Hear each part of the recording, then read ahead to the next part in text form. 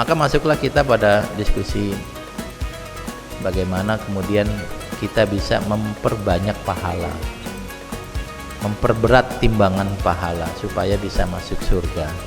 Bapak Ibu sekalian,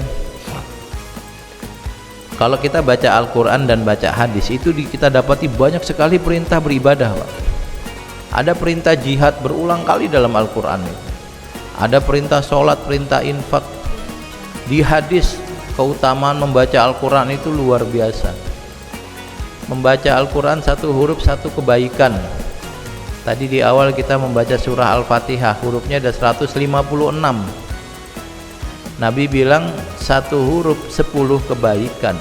Berarti membaca Al-Fatihah dapat 1560 kebaikan. Nanti ada lagi keutamaan sholawat. Bapak-bapak kalau membaca hadis tentang keutamaan sholawat. Nanti ada lagi keutamaan belajar. Ada keutamaan sholat malam. Ada keutamaan apa lagi? Berzikir. Nanti kalau Bapak ini suka dengan komunitas zikir itu hadisnya melimpah, Pak. Hadisnya melimpah. Salah satunya misalnya berkumpullah kamu dengan orang-orang yang berzikir. Lalu ada lagi perbanyaklah zikir sampai orang mengatakan bahwa dirimu gila hatta yaqulu majnun. Itu orang zikir mulu gitu. Misalnya begitu. Nanti ada lagi keutamaan membangun masjid, keutamaan memakmurkan masjid, keutamaan mengajar Al-Quran, banyak sekali. Itu hadis-hadis itu dan ayat-ayat yang terkait keutamaan ibadah tertentu itu kita ambil, kita pilih yang sesuai kita, Pak. Kita pilih sesuai kita. Nah ini juga menurut saya penting saya sampaikan, nanti Bapak bisa merespon, Ibu bisa merespon. Karena nanti ketika kita memiliki profesi tertentu, lalu profesi ini tidak mendukung satu ibadah, ya kita mau tidak melakukan ibadah itu. Saya kasih contoh begini. Bagi teman-teman yang tinggal di pesantren, karena saya produk pesantren, itu kita bisa sholat malam banyak sekali rakaat.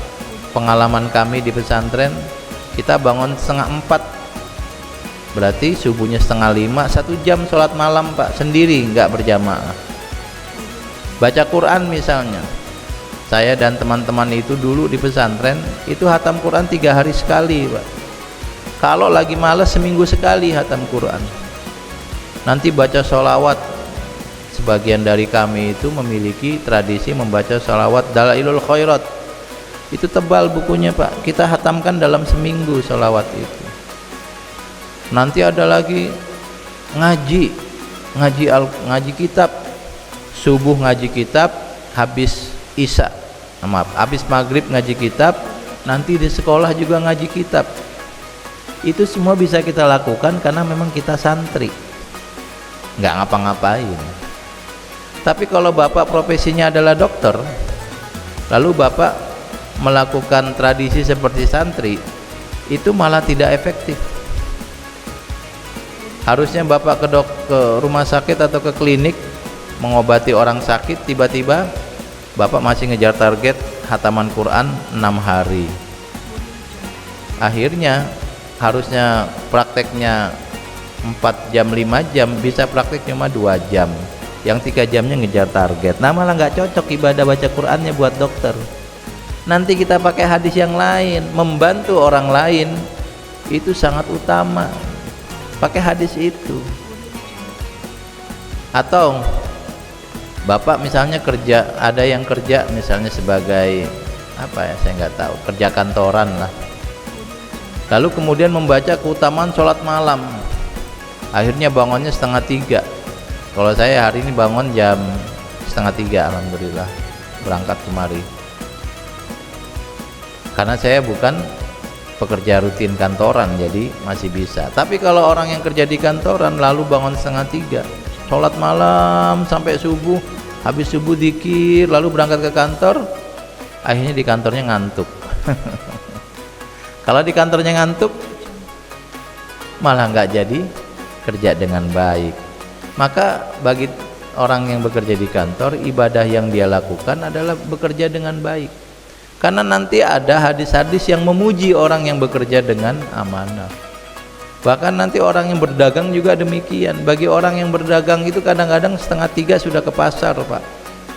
Ini pedagang-pedagang kecil yang jual sayuran keliling itu, atau yang buka warteg itu jam 2:30 sudah ke pasar. Kalau kemudian dia disuruh tahajud jam 2:30, nggak jadi ke pasar.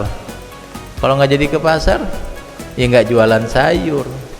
Kalau nggak jualan sayur, ya dia tidak bisa hidup dengan baik. Maka kemudian banyaknya hadis tentang keutamaan ibadah-ibadah itu bukan kita kerjakan semuanya, tetapi kita pilih yang sesuai dengan kita.